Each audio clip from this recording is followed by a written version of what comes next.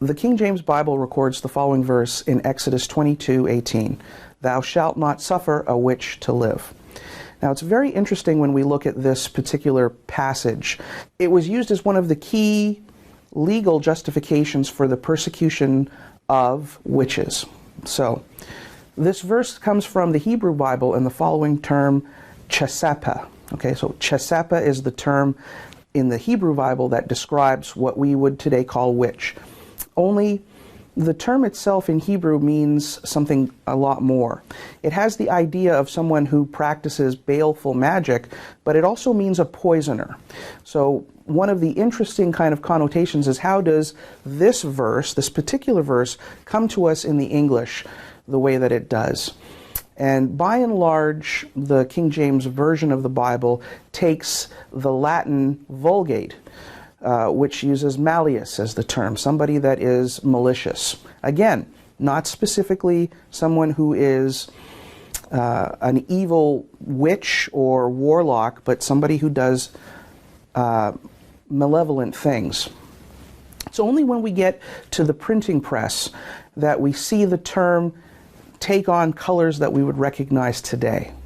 The term in German is die Zauberin, which means a witch, and this is the first time that we have this particular term refer to not only someone who practices magic, but someone who is female and practices magic.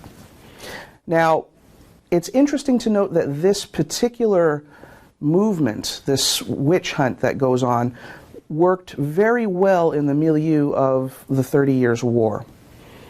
The 30 Years' War had everything. It provided a religious conflict, but there were also competing political, economic, and social agendas that needed to be worked out by the various princes.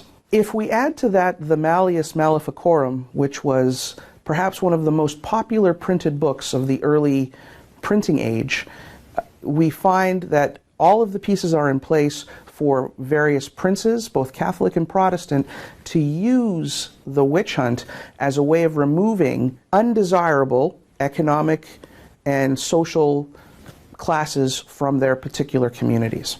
A great example of that is in the city of Würzburg, where Philip von Ehrenberg, who was the Catholic prince of the region, initiated one of the most bloody witch hunts in the 30 Years' War history. 219 men, women, and children were found as witches, with 900 more in the surrounding area of the city during a 5-year period ending in 1631. It was only with the death of von Ehrenberg and the arrival of the Swedish forces that saw the end to this bloody practice in that particular part of Germany, and eventually throughout the rest of the Holy Roman Empire.